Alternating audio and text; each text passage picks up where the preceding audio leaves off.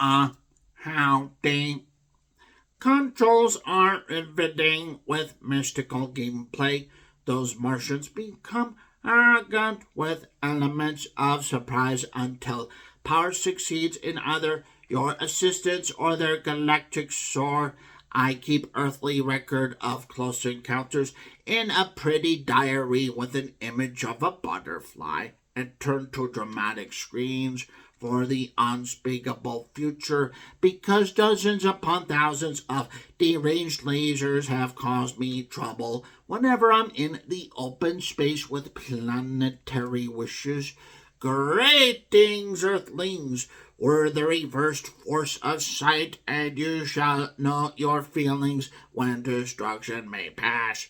Okay, so aliens on this game don't talk. Ha ha ha ha ha. At least my freedom of imagination, along with my freedom of speech, is that main ingredient for game playing, which permits my appetite for the outer reaches of space, even as I call out signals to myself in order to proceed with visual completions.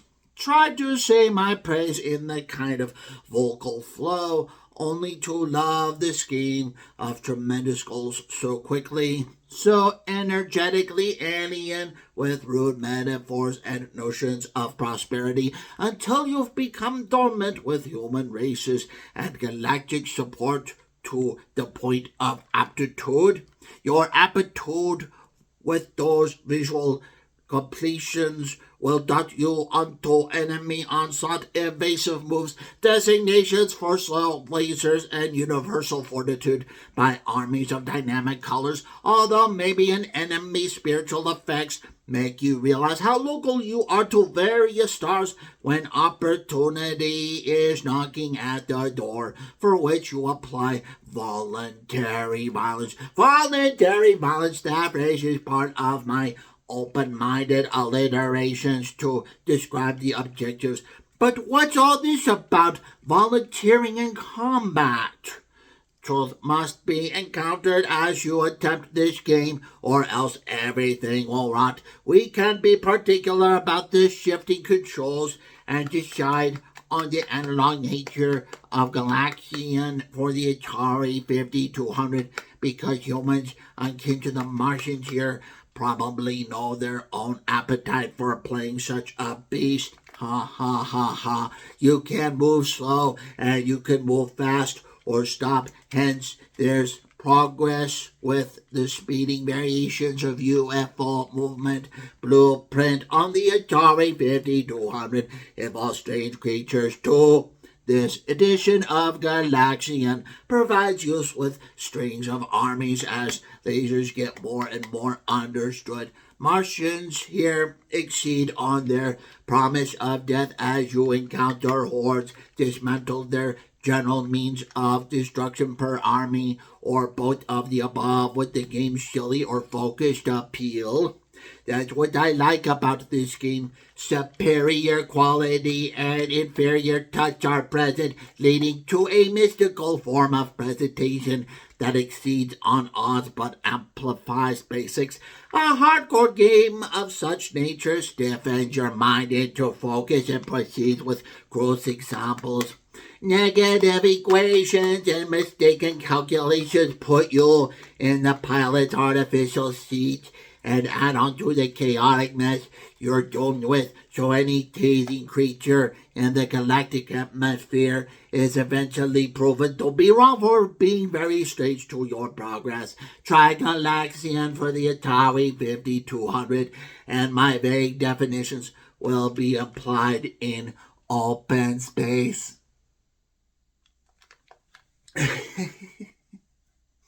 Funny acting, huh? Well, actually, Galaxian is a very good classic for the Atari 5200. Just keep in mind that there's a minor bug in the video game that you have to overcome. What happens is the first 2 or 3 games of Galaxian are actually unplayable, and you just have to basically rush them out so that way you get to the first game of your own, which is then playable, and you can go on with your methods of fighting the aliens in outer space. And hey, this is definitely a calculation. And definitely there's something said to be here about using intelligence and logic and other things to, challenge aliens in outer space. And this game is so deep in difficulty and challenge and everything. This game for the Atari 5200 of Galaxian will last you 12 times the amount of time that it would take to play the entire scope of the same sort of but slightly less version of Galaxian for the Atari 2600.